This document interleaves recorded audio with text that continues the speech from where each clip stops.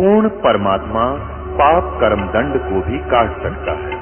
अभी तक जिस भी संत व महापुरुष से मिले उन्होंने यही बताया कि पाप कर्म फल भोगने से ही समाप्त होगा। वो प्रभु कौन है जो पाप कर्म को काट देता है, वो काल के बंधन से छुड़वा देता है। उसका क्या नाम है, पूजा की विधि क्या है? कृपया अवश्य सुनिए जगत गुरु तत्वदर्शी संत रामपाल जी महाराज के अमृत वचन।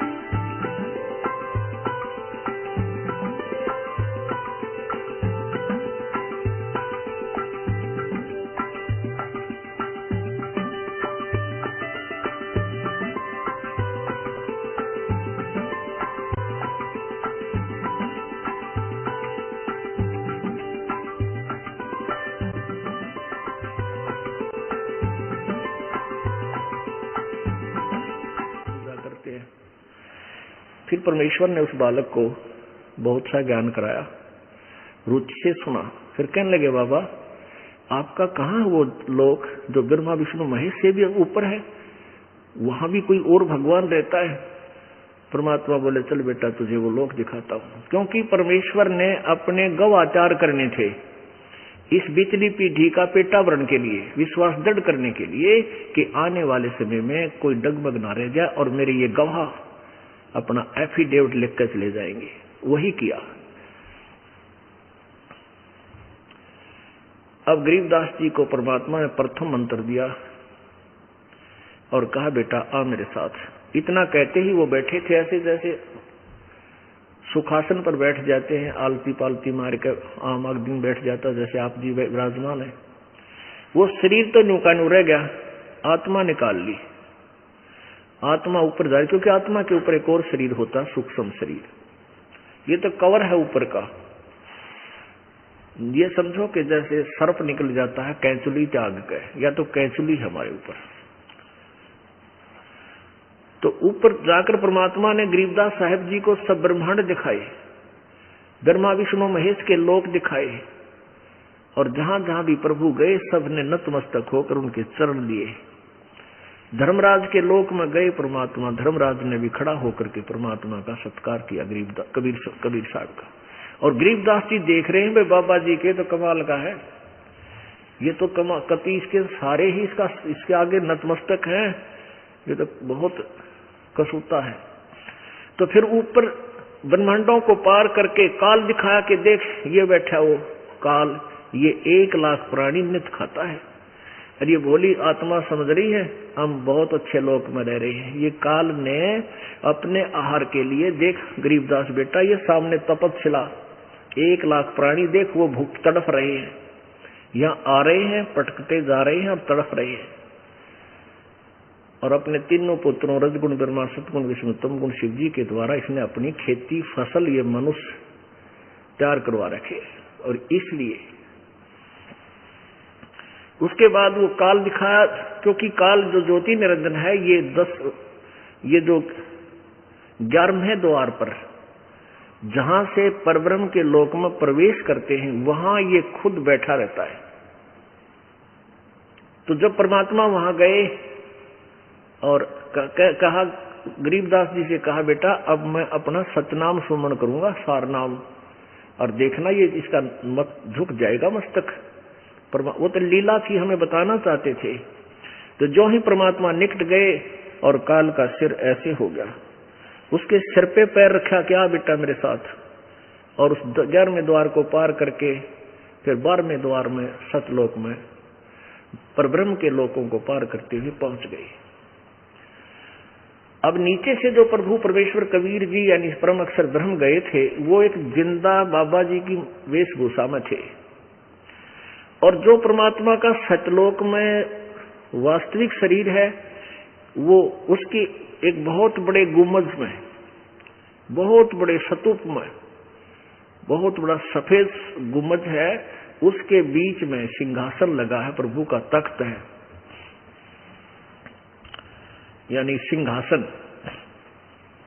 उस पर वो तेजों में शरीर वाले प्रभु वही कबीर देव अन्य रूप में विराजमान थे, जिसके एक रोमकूप में करोड़ सूर्य करोड़ चंद्रमा मिला दे, उनका प्रकाश भी फीका पड़े, इतना तेजों में शरीर उस प्रभु का है।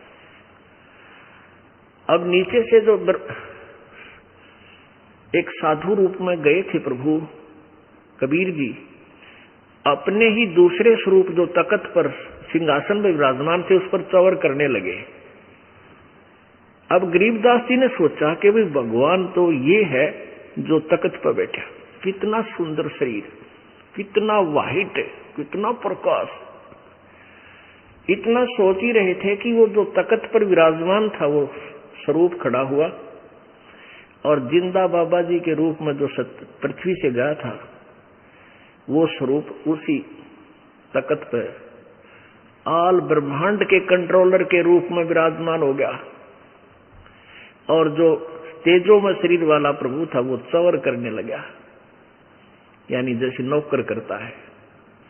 अब गरीबदास जी ने सोचा भाई बाबा जी के चाड़ा है तो इस पर भगवान चौवर करे, भाई बड़ा कमाल का आदमी है। तो इतने में क्या हुआ कि वो तेजों में शरीर जो था उस जिंदा महात्मा वाले शरीर में समा गया, अकेले वो जिंदा महात्मा ही वहां पर विराजमान रहेगी, और चौवर जो है अपने आप घूम रहा है परमात्मा के सत्कार के लिए ऑटोमेटिकली। तब गरीबदास जी समझ गए भाई ये भगवान था जो नीचे गया था, ये लीला कर रहा था। तब गरीब परमेश्वर ने कहा जा बेटा, तेरे शरीर को फूकने वाले हैं, तेरे को मृत जानकर तेरे परिजन उठा ले गए हैं और शमशान घाट पर तुझे जलाने वाले हैं, तू वापस जा। गरीबदास जी ने कहा प्रभु मुझे वापस ना भेजो, वो तो गंदा लोक है, हे भगवान ना भेजो मुझे, यही रख लो मेरे दाता। क्योंकि वहां जाने के बाद तो ये ऐसा लगता जैसे सुअर लेटे रहते हैं ना गंध में, और एक बहुत अच्छी चिप्स की कोठी में कोई व्यक्ति रहता हो और उसको कहा जाए कि जहां ये सुअर पड़े हैं गंध में, तू यहां चला जा, वो नहीं जा सकता। तो सतलोक की तुलना में यहाँ के 21 ब्रह्मांड ऐसे गंदे लोक हैं, ऐसा इसमें गंध है, तो वापस इसमें क्यों करावे। जब ठीक है किसी का नशा हो गया, शराब पी रहा है, भांग पी रखी है, वो तो कितना पिड़ा रहे, उसने तो वो स्वर्ग दिखाई दे से।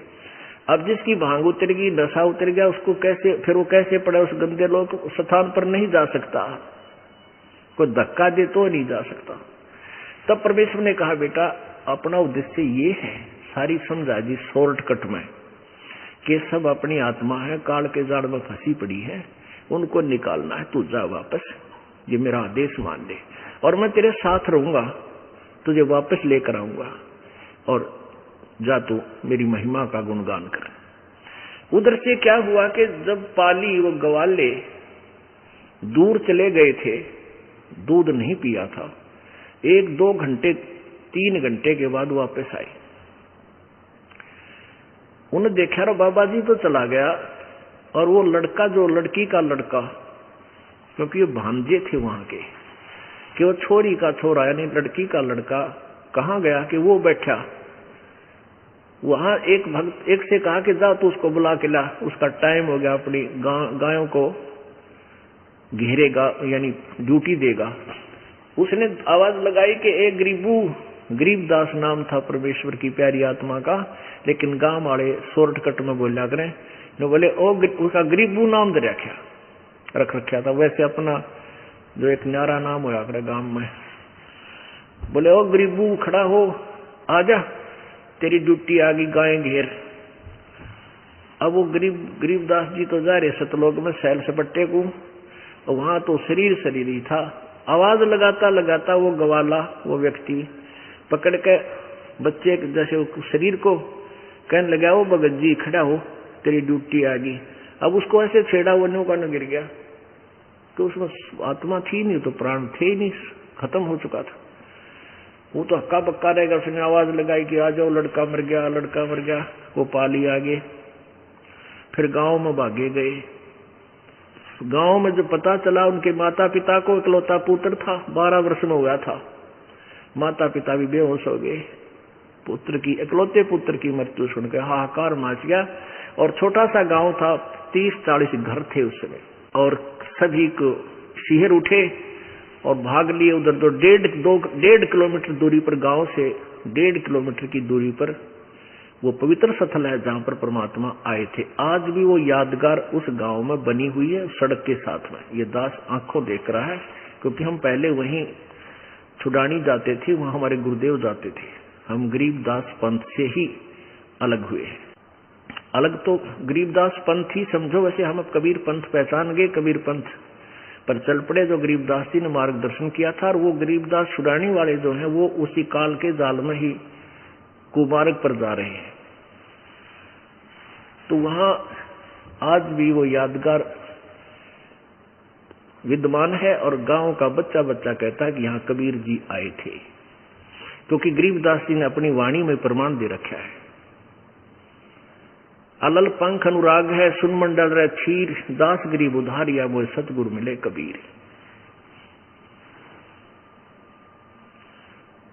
तो गांव वाले सब जाकर के बच्चे का शव उठा लाए, और शाम के समय 5-6 बजे, 7-8 बजे उसने जलाने की चेष्टा करने लगे।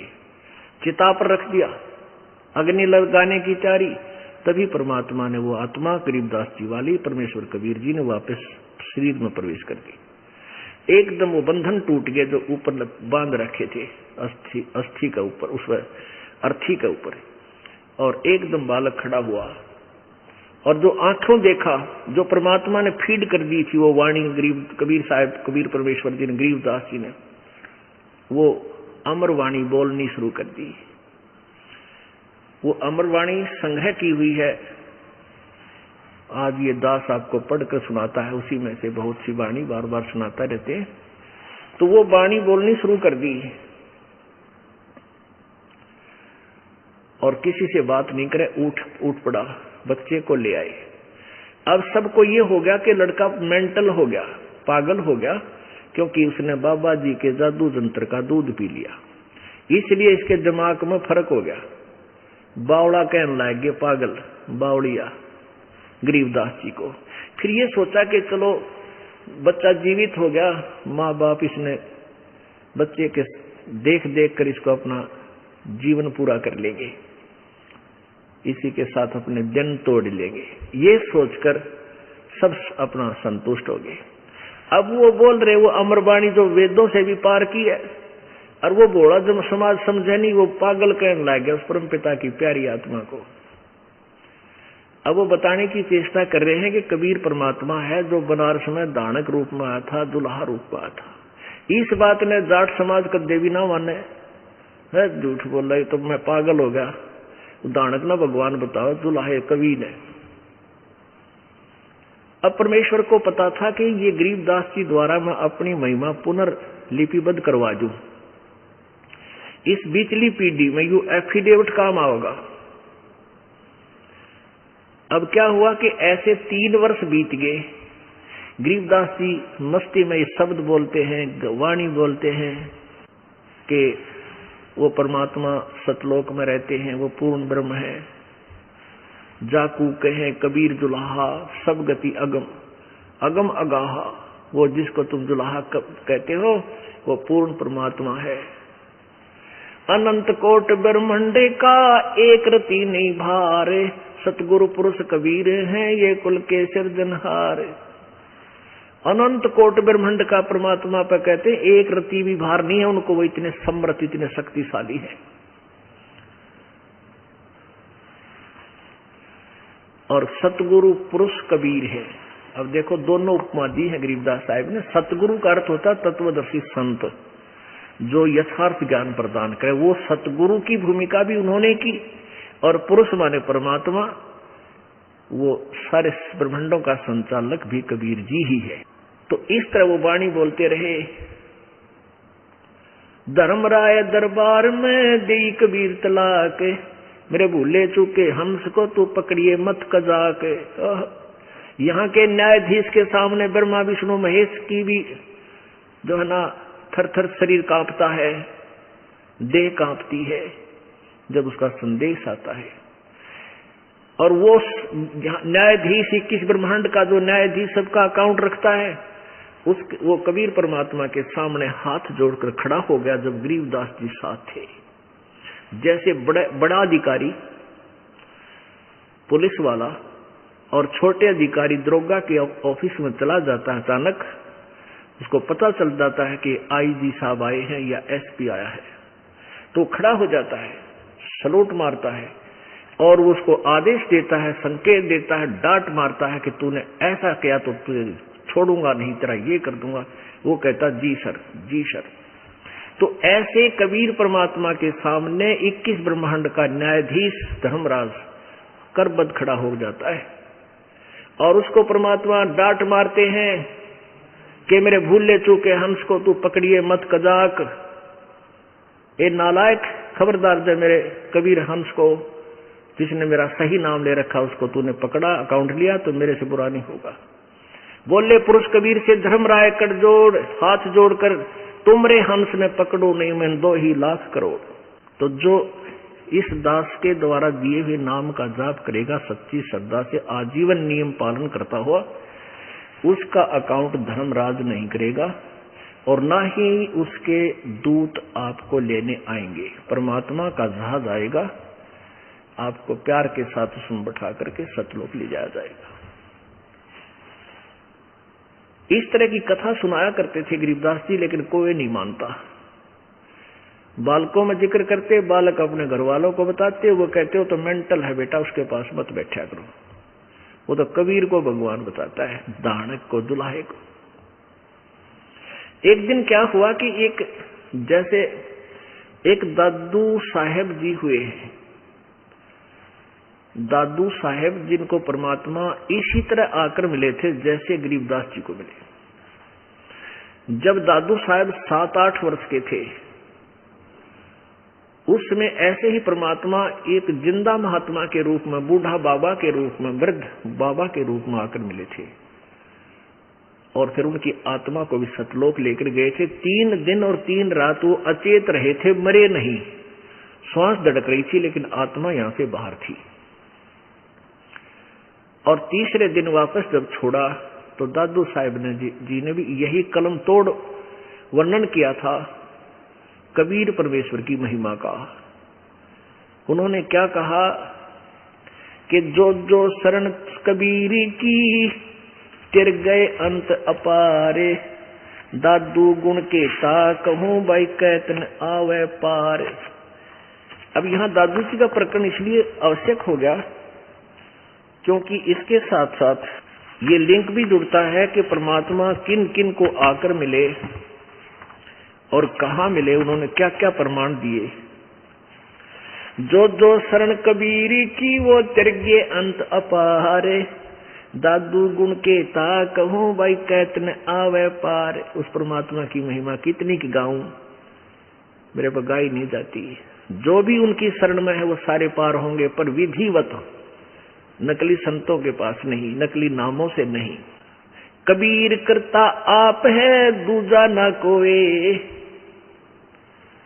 कबीर करता आप है दूजा ना कोई, दादू पूर्ण जगत को हो भक्ति दृढ़ावे सोई। दादू कहते हैं कबीर करता आप है, वो कबीर जो परमात्मा है वो आप ही भगवान है और कोई दूसरा करता नहीं है, सृष्टि रचने वाला नहीं है।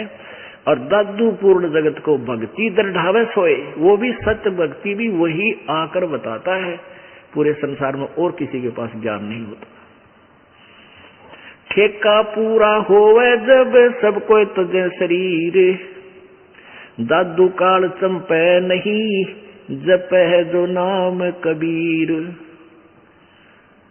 आदमी की आयु घटे तब यम घेरे आए, सुमरण किया कबीर का दादू लिया बचाए।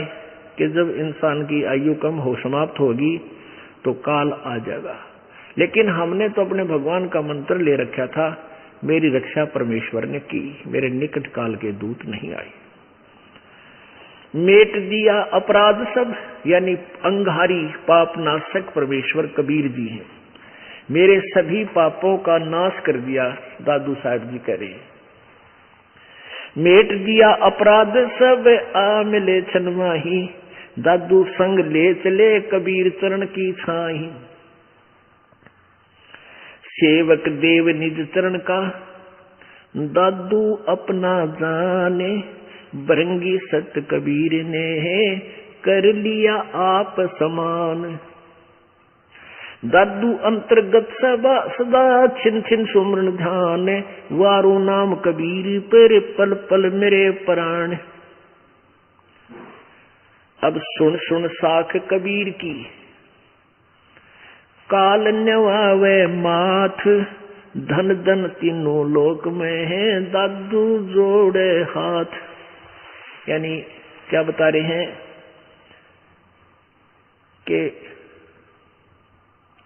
सुन सुन साख कबीर की, साख माने महिमा, उसकी लीला को सुन सुन के, उसकी समर्थता के आगे, कबीर जी की शक्ति के सामने यू काल भी मस्तक नीचा कर लेता है। सुन सुन साख कबीर की, काल न्यवावे माथ, धन हो तीनों लोक में दादू जोड़े हाथ। केरी नाम कबीर का विषम काल गजराज, दादू भजन प्रताप से वो भाग गए सुनत आवाज।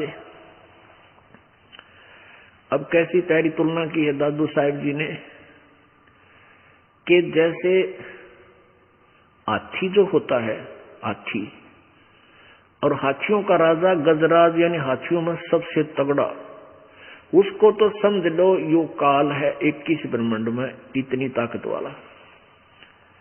और परमेश्वर कबीर जी को समझ ले बब्बर शेर केरी, और बब्बर शेर जब धाड़ता है कितना तगड़ा हाथी हो लीद कर देता है, इतना भयभीत हो जाता है। तो यहाँ क्या बताते हैं, केरी नाम कबीर का और विषम काल गजराज, दादू भजन प्रताप ते वो भाग्य सुनत आवाज। पल एक नाम कबीर का दादू मन चित लाए, अस्थि के असवार को हो स्वान काल नहीं खावे। कितनी प्यारी व्याख्या की है कि जो परमेश्वर कबीर जी की शरण में आ गया, विधिवत उनके कृपा पात्र संत के माध्यम से उपदेश ले लिया, वो समझो हाथी पर बैठ गया और इसको काल को दादू साहब कह रहे हैं ये काल समझो समान रूप है, यानी कुत्ते जितनी अक्षमता है। यहाँ हाथी से तुलना कर रहे हैं कि जो हाथी के ऊपर बैठ गया उसको कुत्ता हानि नहीं पहुंचा सकता कभी भी किसी प्रकार से।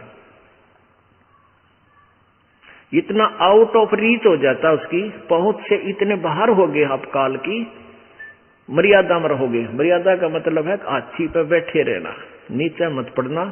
नीचे पड़ गिर गए तो अब वो कुत्ते तो फिर पाट देंगे आपको, वो तो पहले ही भौंक रही है। आप जी फिर शरण से बाहर मत जाना। जो मर्यादा ये दास आपको बता रहा है उस मर्यादा में रहना, फिर आपके निकट ये काल नहीं आ सकता। ठीक है, दूर से भौंकते रहेंगे कुत्ते। आपने देखा होगा गांव में जब हम देखा करते हाथी आ जाता तो गांव की गली के कुत्ते सारे पीछे लाग लिया करते उसको, भौ भौ, और एक निकट नहीं आवे, 50 फुट दूर भौ भौ। उनको पता है कि एक सूंड मार दिया 10 मरोगे। और पैर को हानि हाथी का मुंह में भी ना हो, कुत्ते गए गड्ढे भी को ना, उसका जबाले भी ना गढ़ते हाथी के शरीर में। तो यहाँ दादू साहब जी कितनी प्यारी व्याख्या करते हैं कि पल एक नाम कबीर का, दादू जो मन चित लावे, हाथी के असवार कोई स्वान काल नहीं खावे, उसको हानि नहीं पहुंचा सकता ये। तो आप इतने आउट ऑफ रीच हो गए काल की पहुंच से, इतने बार हो लिए। सुमरत नाम कबीर का कटे काल की पीरे, दादू दिन दिन ऊंचा हो परमानंद सुख सीरे। दादू नाम कबीर की जय कोई लेवे ओटे, तिनको कभू लागे नहीं भाई काल वज्र की चोट। काल के वज्र से कितने एक्सीडेंट करा देता, हमने सामने गाड़ी बिड़ गई, सारे मर जाते हैं, काट काट कर निकालते हैं। हेलीकॉप्टर से गिर गए, कच्चकना चूर हो गया, कहीं पर कि कोई घटना होगी। कहते हैं ऐसी घटनाएं परमात्मा की आत्माओं जो सच्ची लगन और मर्यादा में रहेंगी, उनके ऊपर इस काल का अटैक नहीं हो सकता। इस तरह का उनको कभू लागे नहीं काल वज्र की चोट।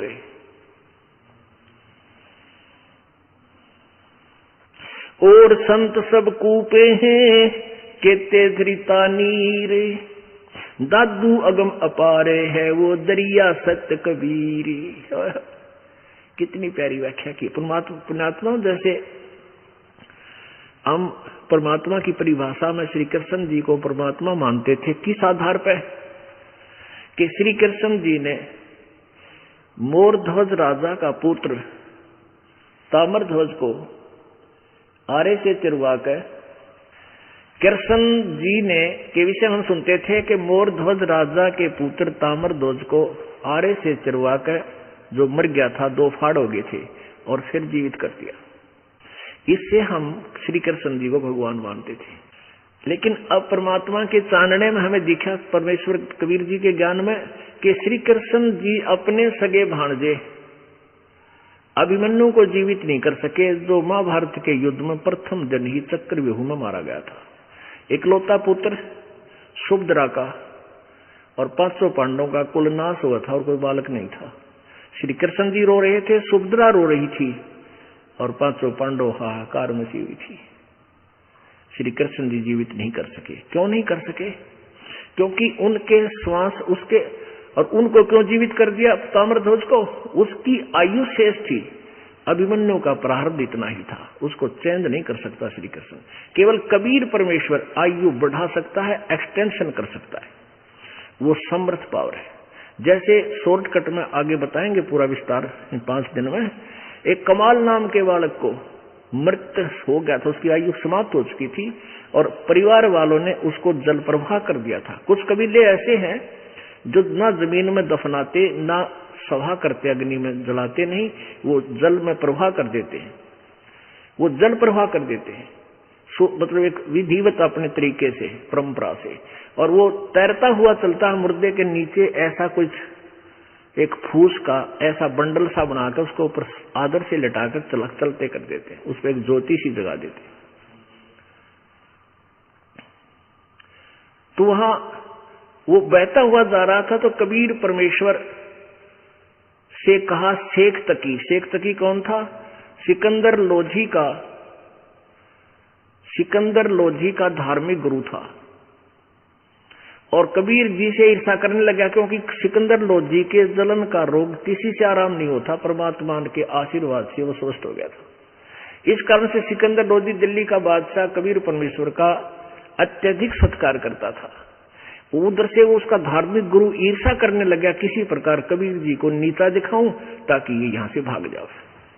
इस दृष्टिकोण से उसने ये शर्त रख दी अपने राजा के सामने कि यदि कबीर जी कोई मुर्दा जिंदा कर देगा मेरे सामने, क्योंकि कबीर जी ने सिकंदर लोधी ने महर्षि रामानंद जी ब्राह्मण का सिर काट दिया था, इस बात पर कि वो मुसलमानों से नफरत करता था।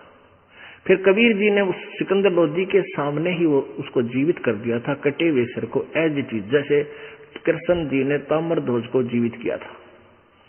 वो तो उसके समांतर शक्ति हुई परमात्मा की। और फिर वो मरा हुआ बच्चा आया हुआ था, तो शेख तकी ने बोला मेरे सामने जिंदा करे यो कबीर, जब मानू मैं इसको भगवान, नहीं तो मैं नहीं मानूंगा और तेरी बगावत करवा दूंगा मुसलमान समाज से। ये कह करके ये काफिर हो गया हम राजा। इसने एक हिंदू से उपदेश ले लिया। तो सिकंदर लोधी चिंतित था। कबीर जी ने पूछा क्या कारण है, तो कारण बताया। परमेश्वर ने कहा कि कह दो इस शेख तकी को कोई मुर्दा ले आवे, उसको जीवित कर दूंगा। अब शेख तकी कहने लगा मुर्दा मैं कहां से लाऊं? एक दरिया के किनारे खड़े थे, ये वार्ता हो रही थी। परमात्मा ने अपनी प्यारी आत्मा सिकंदर लोधी दिल्ली के सम्राट की वह टेंशन दूर करनी थी कि ये बात बिगाड़ेगा। इतने में वही कमाल का शव बहता हुआ आ गया बच्चे का। इतने में वो 13 वर्षीय बालक का शव दरिया में बहता हुआ आ गया। और परमेश्वर कबीर जी, वो सैनिक भी खड़े थे हजारों की संख्या में, और भी व्यक्ति थे। कहा कि वो आ गया शव। सिकंदर शेख तकी बोला वो आ गया शव, कर दे जीवित कबीर, जब मान लो इसको मैं, ये अल्लाह का नबी है, अल्लाह है। अब सिकंदर कहता था ये भगवान आया है, क्योंकि उसके सामने जीवित कर दिया मरा हुआ कटा हुआ सिर महर्षि रामानंद जी का।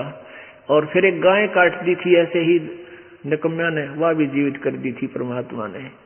और दूध की बाल्टी भर दी थी उस गाय की जीवित करके।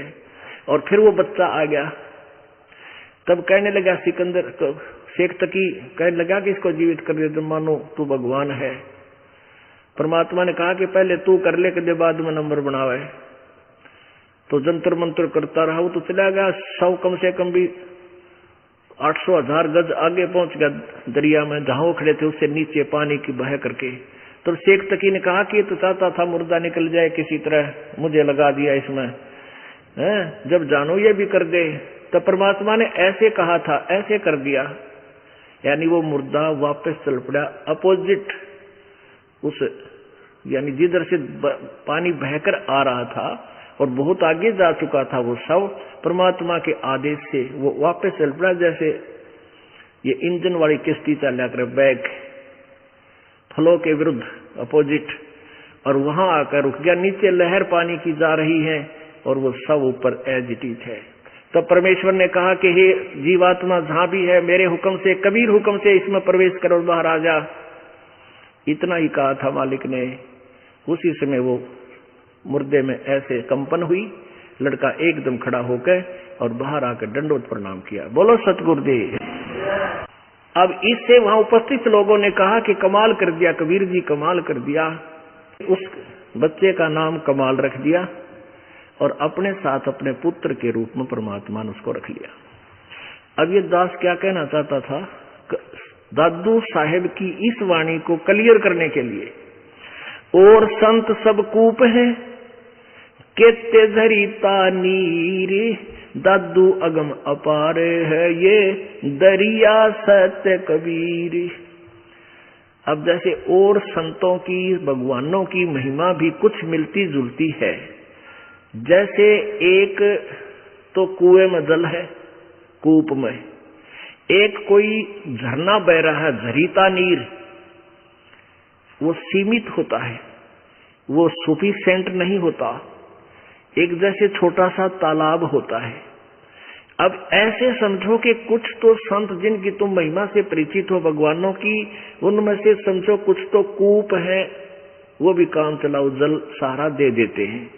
और कुछ जरीता नीर यानी झरने बह रहे हैं थोड़े बहुत, वो भी कुछ क्षेत्र में राहत दे देते हैं। लेकिन दादू अगम अपार है, वो दरिया सत कबीर हो दरिया, जिसके पानी का कोई और छोर ना हो। उसमें तो कितनी नहर भी निकाल ले, नहा भी ले, धो भी ले, कितनी सच्चाई कर ले, फिर भी उसका अंत नहीं। यानी इतनी सुप्रीम पावर है कबीर जी। और दूसरे हैं वो छोटी मोटी राहत वो भी दे देते हैं, लेकिन वो पूर्ण मोक्ष नहीं कर सकते, आपके आयु में वृद्धि नहीं कर सकते, आपके प्रारब्ध में परिवर्तन नहीं कर सकते। अन्य संत ना भगवान, केवल कबीर परमेश्वर परम अक्षर ब्रह्म ही आपके प्रारब्ध को चेंज कर सकता है।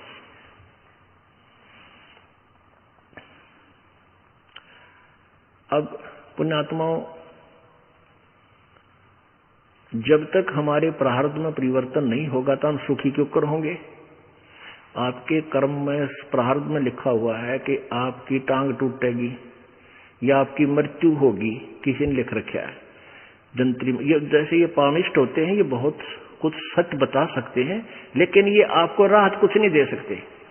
अब जैसे भोली आत्मा जाती है किसी ज्योतिषी के पास, वो उसकी जन्म पत्री देखकर जंतर मंत्र करके बता देगा तेरे को उस वर्ष में इतनी हानि होगी। अब वो हानि तो होगी ही होगी, क्योंकि लिख रखी है, वो तो कोई भी पढ़ कर सुना दे। लेकिन उसमें वो परिवर्तन वो ज्योतिषी नहीं कर सकता, वो बता सके। जैसे किसी ने बता दिया तीसरे महीने में मार्च में तेरी टांग टूटेगी, अब वो तो 1 महीना पहले और चिंता पैदा कर दी उसने, और बचाव कुछ हो नहीं सकता, और वह टूट गई, तो फिर क्या करता भाई, उसने बता दी थी पहले तेरी टांग टूटेगी, वह जान दिया तगड़ा भाई, वो तो कमाल का आदमी है, वह पहले बता दी थी, बता के कला तोड़ दिया उन्होंने, पहले बता दी थी। अब जैसे आप पिता अपना जंतर ज्योतिषी को दिखाया ना, और जो आपको बता दे तेरा यह हानि होगी, और फिर आप आ जाना इस दास के पास, कबीर भगवान की शक्ति से आपको मंत्र देंगे, और उस दिन वह हानि आपको नहीं होगी, वह होनी थी क्योंकि लिखा हुआ है, और फिर नहीं होगी आपका, गारंटीड बात है। तो ये समाधान चाहिए, ज्ञान नहीं। उस ज्ञान से क्या पता, सारा मिल गया तेरा टांग टूटेगी, और हम कहेंगे नहीं टूटेगी, ये मंत्र जाप करना, मर्यादा में रहना, तो वो चेंज होगी, वो बदल दिया आपका, आपके ऊपर आने वाली आपत्ति परमात्मा ने टाल दी। तो इसलिए भगवान की हम ढूंढ रहे हैं जो हमारे प्रारब्ध में आने वाले कष्ट को, संकट को दूर करें।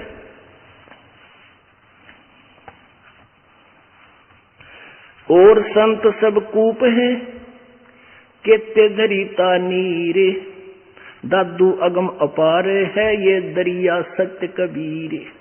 दादू नाम कबीर का सुन के कापे काले, नाम भरोसे नर चले भाई होवन बाका बाले। नाम का भरोसा रहे। कहते हैं कबीर जी का नाम सुन के इस काल भी कांपने लग जाता है, ये किस ब्रह्मांड का मालिक ब्रह्म। और जो अपने सच्चे नाम का सहारा लेकर पूरे संत से लेकर भक्ति करता है, उसका होवन बाका बाल।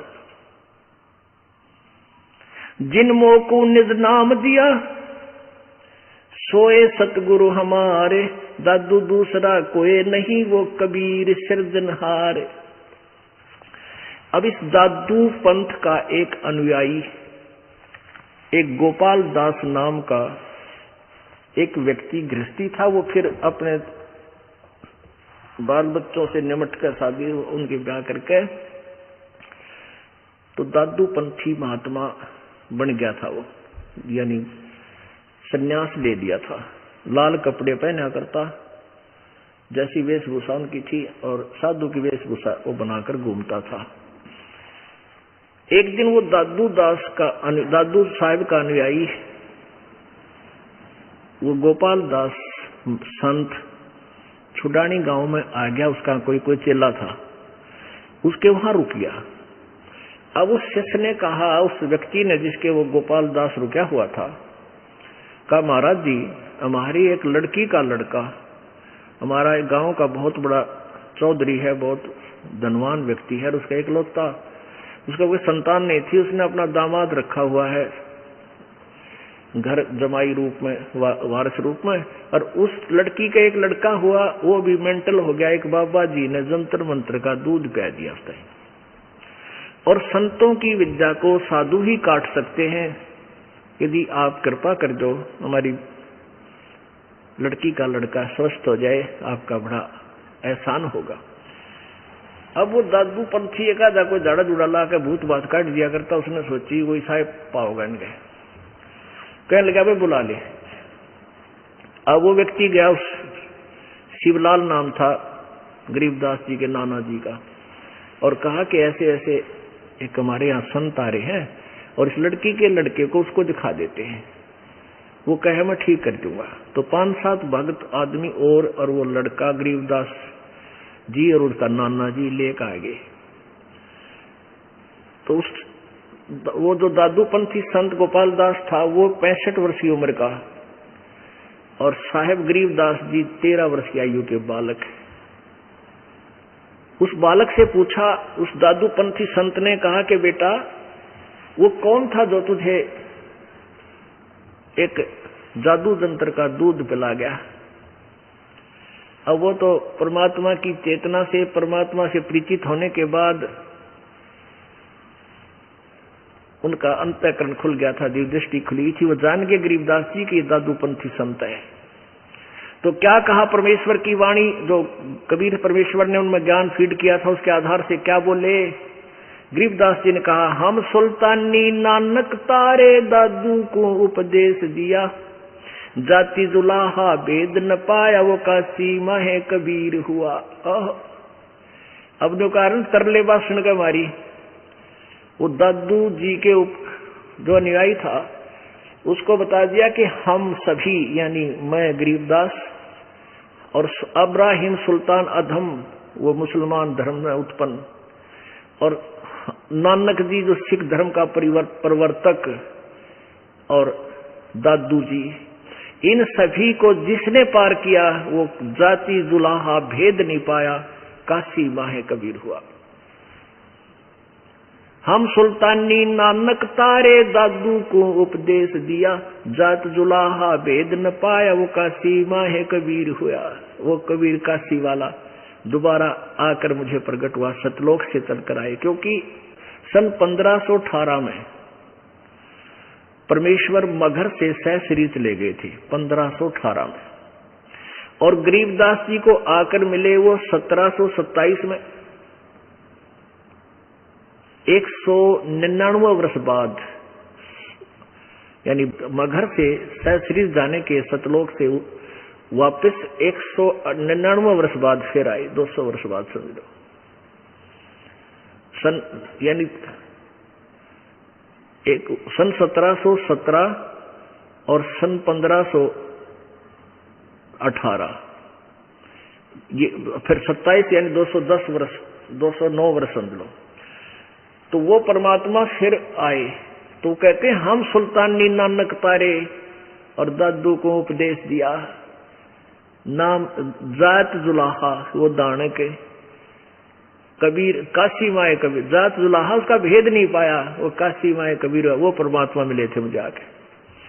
अब कबीर परमेश्वर की महिमा दादू पंथ, दादू साहब के ग्रंथ में भी कलम तोड़ लिखी हुई है, इसको वो दादू पंथी भी पढ़ रहा था। अब इस तरह काफी परमात्मा फिर तो गरीबदास जी लगे रहे, वाणी सुनाते रहे, गैबी ख्याल विशाल सतगुरु अचल दिगंबर चीर है, भक्ति हेत काया धराए वो अवगत सत कबीर है।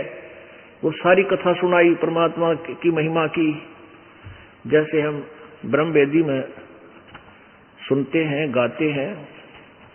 गैबी ख्याल विशाल सतगुरु अचल दिगंबर चीर है, भक्ति हेत काया धरे आए अवगत सहत कबीर है। नानक दादू अगम अगाधू तेरी जहाज खेवट सही, सुख सागर के हंस आए भक्ति हीरंबरे उर्धरी। कोटि भानु पर काश पूर्ण रोम रोम की लार है, अतल अभंगी है सतसंगी अवगत का दीदार है। धन सत्य गुरु उपदेश देवा 84 ब्रह्म मेटही, तेज पूंज आन दे धर कर इस विधि हमको बैठही। शब्द निवास आकाशवाणी यो सत्य गुरु का रूप है, चंद सूरज ना पवन ना पानी न जा छाया धूप है। रहता रमता राम साहेब अवगत अलह अलेख है, भूले है पंथ विटम्बवादी वो कुल का खाविंद एक है। रोम रोम में जाप जप ले अष्ट कमल दल मेल है, सुरत नरत को कमल पठावो जा दीपक बिन तेल है। हरदम खोज है नोज हाजर तरवेणी के तीर हैं, दास गरीब तबीब सतगुरु बंदी छोड़ कबीर हैं। हरदम खोज है नोज हाजर तरवेणी के तीर हैं, दास गरीब तबीब सतगुरु बंदी छोड़ कबीर हैं। अब यह वाणी जो बोली उस दादूपंथी संत के कलेजे में जख्म हो गया। कोई तो वो कहने लगा, रे गांव वालों, यो लड़का पागल को ना, तुम पागल हो भाई। ये तो वो अमर वाणी बोल रहा है भक्तों, इसको सुनकर तो जीव का वही कल्याण हो जाए। तो उसने एक 65 साल का वृद्ध और एक 13 वर्ष के बालक के सामने हाथ जोड़ कर बोले, ए महाराज जी, यह अमृत वाणी लिखवा दे मेरे को। ये तो बहुत प्यारी और बहुत ऑथेंटिक वाणी है। और कहने लगे, रहा इसने तो भगवान मिले भाई, ये तो परमात्मा परिचित है, परमात्मा का प्रत्यक्ष दृष्टा संत है, तुम इसको बावड़ा मत कहो। तो गरीबदास बालक तो चल पड़े आगे आगे, बाबा जी का दिमाग सेंटर में लाना है। वो बालक वो क्योंकि जो ग्राहक होते हैं वही पहचानते हैं इस सौदे को, वही करते हैं। उसने ना देखा तो बाबा जी हर लोग नो कहेंगे तू किस बालक के पीछे चाल पड़ा, तू तो फिर नल है। तो जिन्हें भगवान की वो मान बुराई नहीं करते, वो अपना कल्याण चाहते हैं। चाहे किसी से मिल जाओ उसकी अपने रोग कटन की, उसी से ले ले। पीछे पीछे हो लिया, हाथ जोड़ के कहने लगे, महाराज दया करते हो, कलयुग में उद्धार होगा बहुत से प्राणियों का। तीसरे दिन जब देख लिया कि बाबा जी कति सेट हो रहा है, आखिर तक लिख लेगा, तब तो कहने लगे, गोपाल दास सुन ले, अगर सारी वाणी लिखा तो लिखवाऊं, कदे बीच में भाग गया, अगर नहीं सारी लिख लूंगा। क्योंकि वो लाला जी के घर का जन्म था गोपाल दास का, और वो पढ़ रहे थे अपनी, वो शिक्षा थी थोड़ी बहुत उसको, हिंदी भाषा या कुछ फारसी फुरसी में लिख लिया था। तो कहते हैं गरीबदास साहिब जी का एक बेरी का बाग था, उसमें एक जंडी का पेड़ था। उस जंडी के पेड़ की छाया में बैठ जाते क्योंकि, और फिर लिखना शुरू कर देते। कहते 3 वर्ष तक ना 6 महीने तक दादू वो गरीबदास जी बोलिया करते और दादू साहब लिखा करते। और दादू लिखवाते समय कह रहे हैं, ये वाणी यहाँ की नहीं है, 80 अरब कोस समाधि मार्ग से बात कह रहा हूं कि मैं यहाँ से सहज समाधि से ऊपर का देख रहा हूं, आंखें खोल रहे हैं और बोल रहा है और मैं लिखवा रहा हूं। वही आंखों देखा हाल जो परमात्मा से परिचित हुए थे गरीबदास जी, उन्होंने अपनी आंखों देखा हाल अपनी अमृत वाणी में लिपिबद्ध करवाया। आज वो सदग्रंथ के रूप में हमारे पास उपलब्ध है, जो कबीर परमेश्वर की वाणी से 100% मिलता है, मेल खाता है। तो वो ग्रंथ साहब का ये अखंड पाठ ये सामने चल रहा है, इसी से पढ़कर ये दास आपको ये सुना रहा था, क्योंकि इसी में से हमने ये भक्ति बोध नामक एक पुस्तक बना रखी है, जो सुबह शाम दोपहर की वाणी हम नित्य पाठ करते हैं, जिसमें कबीर जी की अपने मुखारविंद से उच्चारित और अब उनके दास गरीबदास द्वारा दिया हुआ ज्ञान कबीर जी का ही, उनकी वाणी का मिलकर आपको पाठ के लिए जाता है। तो ऐसे उस परमेश्वर को किन किन ने पहचाना, वेद वही बतावे, परमात्मा सह शरीर है, उसका नाम कबीर है। और सभी महापुरुष जिनको भगवान मिले वो भी यही बता रहे हैं। जैसे नानक साहब जी ने जब परमात्मा मिले बेई नदी पर, ऐसे वो भी 3 दिन तक बेहोश रहे थे, एकांत स्थान पर कहीं दूर, किसी को नहीं पता वो कहां पर है। उनकी आत्मा को निकाल कर परमेश्वर सचखंड लेकर गए सतलोक, फिर वापस छोड़े तीसरे दिन। तो उन्होंने वहां के नगर निवासियों ने सोच लिया था नानक साहब तो डूब कर मर गए, दरिया में छलांग लगाई थी, बाहर नहीं आए। और तीसरे दिन जब वापस आए तब उन्होंने बताया कि हम सचखंड जाकर आए हैं अपने परम पिता के पास, पूर्ण ब्रह्म के पास। फिर परमेश्वर ने कहा था मैं बनारस में, क्योंकि ये समकालीन है, गरीब नानक साहब जी और परमेश्वर कबीर जी समकालीन थे। परमेश्वर ने वहां से जैसे गरीबदास जी को ले गए थे, ऐसे नानक जी को ले गए, फिर वापस छोड़ा, कहा मैं बनारस में ढाणक का काम करता हूं, दुल्हाए का।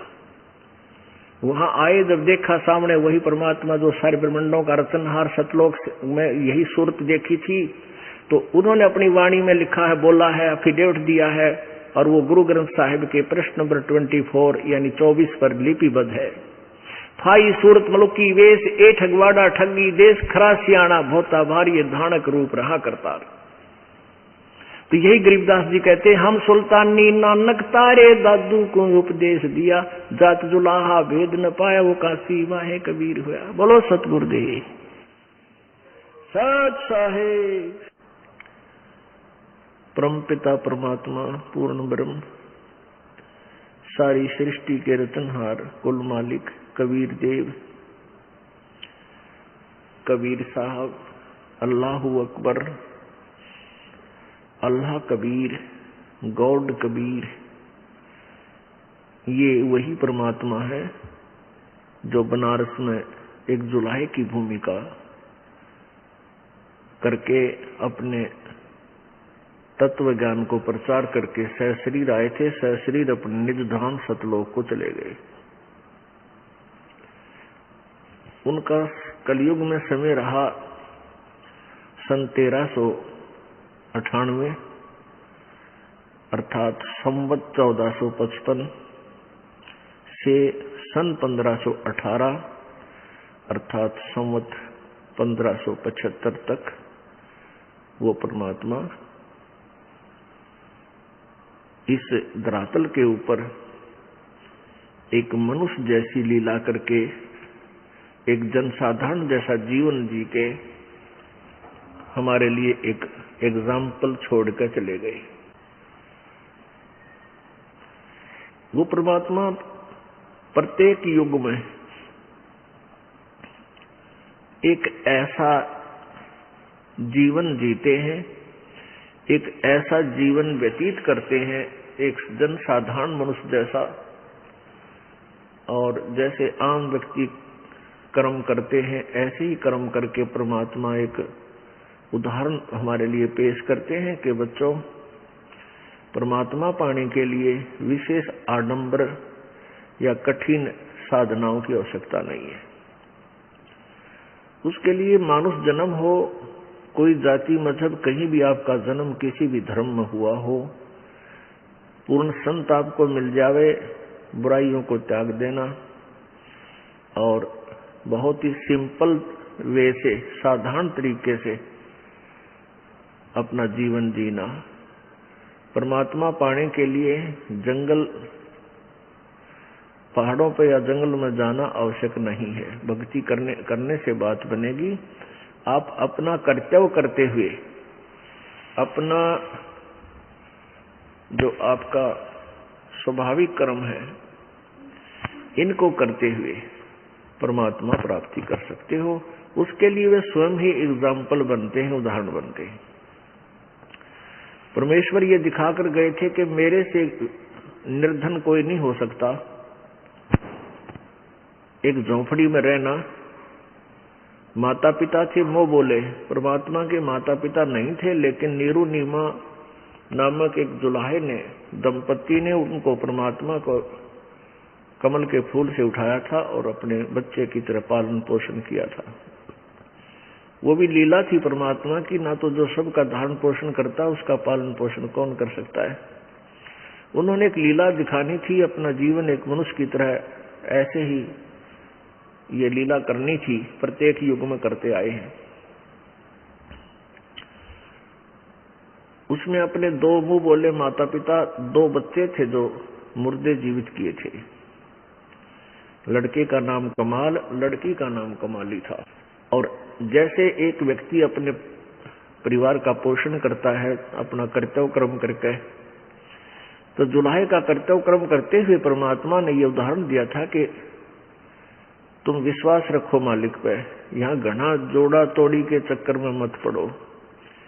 ज्यादा संपत्ति और ज्यादा संग्रह करने के चक्कर में मत पड़ो, ये काल का जाल है।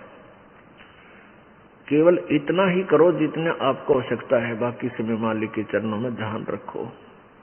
परमेश्वर जी क्या करते थे, कपड़ा बुनते थे और उसको फिर उसकी जो कमाई आती थी कपड़ा बुनने की मजदूरी, उसमें से जो उनके आवश्यक आइटम की आवश्यकता होती थी घर पर खाने पीने के लिए, वो ले आते थे और फिर पैसा बच जाता था उसको धर्म में लगा देते थे। अब भंडारे कर देते थे, भोजन भंडारे कर देते थे, वो संग्रह नहीं करते थे। पुण्यात्माओं हमें उदाहरण देते परमात्मा, संकेत देते हैं, पर हम बालक हैं। हम काल प्रेरणा में आकर के काल के ही भाव में बहे रहते हैं। हम परमात्मा की वाणी पर विश्वास कम करते हैं। परमेश्वर कहते हैं कबीर जी कि कह कबीर सुनो विषादो, मैं तो हूं विश्वास में। यदि तुम विश्वास करोगे कि मैं परमात्मा हूं, मैं भगवान हूं, सब कुछ कर सकता हूं, तो मैं तुम्हें पूर्ण लाभ दूंगा। और तुम इतना विश्वास नहीं कर पाओगे तो तुम्हें वर्क डन ही मिलेगा। परमेश्वर हमें क्या उदाहरण देते हैं कि इतना मांगो भगवान से कि साईं इतना दीजिए, जामे कुटुंब समावे, हम भी भूखे ना रहे, अतिथि ना भूखा जावे। केवल इतनी ही डिमांड बहुत घनी हो जाती है। अब यहां देख लो आप, ये बड़े बड़े सेठ साहूकार व्यक्ति, बहुत से उदाहरण हमारे सामने हमारे जीवन में घटित हो चुके हैं। एक अरबपति व्यक्ति सारा जीवन संपत्ति जोड़ने में, फैक्ट्री लाने में व्यतीत किया, और ठीक है, साधना पूजा पाठ भी सभी करते हैं, सभी करते हैं। जो पुण्यात्माएं हैं वो सभी कोई न कोई साधना भी करते हैं, लेकिन वो साधना शास्त्र विरुद्ध होने से, शास्त्र विधि को त्याग के मनमाना आचरण होने से वो यूजलेस, वो व्यर्थ होती है। जैसे प्रमाण है पवित्र गीता जी अध्याय नंबर 16 के श्लोक 23 में कि शास्त्र विधि को त्याग कर जो मनमाना आचरण करते हैं, अपनी मर्जी से पूजाएं मंत्र जाप आदि करते हैं, उनको न तो कोई सुख होता है, न उनकी कोई सिद्धि प्राप्त होती है, न ही उनकी गति होती है, अर्थात व्यर्थ। तो वो सेठ लोग भी पूजाएं करते हैं, साथ में जैसे भी उनको किसी गुरु ने मार्गदर्शन किया हुआ या देखा देखी, तो वो साधना तो वैसे व्यर्थ, उसका कोई यूज नहीं, कोई लाभ नहीं होता। और जिस धन के लिए वो रात पड़ा ना दिन पड़ा, ना जाने कितने खोटे कर्म किए, पाप किए, वो धन साथ नहीं गया। एक्सीडेंट दुर्घटना में मर गए, कोई तो हेलीकॉप्टर में मर जाता है, कोई कार दुर्घटना में, कोई ट्रेन एक्सीडेंट में, और वो पाप रह गए इकट्ठे, धन यही रह गया, वो पाप साथ ले गया। उन पापों के आधार से फिर हो सकता है उसका जन्म गधे कुत्ते का बनेगा ही बनेगा, ये तो बट नेचुरल है। फिर जिन कोठी और फैक्ट्रियों को अपनी कहा करता था, अब उसमें कोई भी उसको प्रवेश नहीं करने देगा, उसका लठ मारेंगे। तो पुण्यात्मा परमात्मा हमें बताने आए थे कि तुम मनुष्य जीवन आप जी को मिला है परमात्मा प्राप्ति के लिए, और इसका कोई यूज नहीं।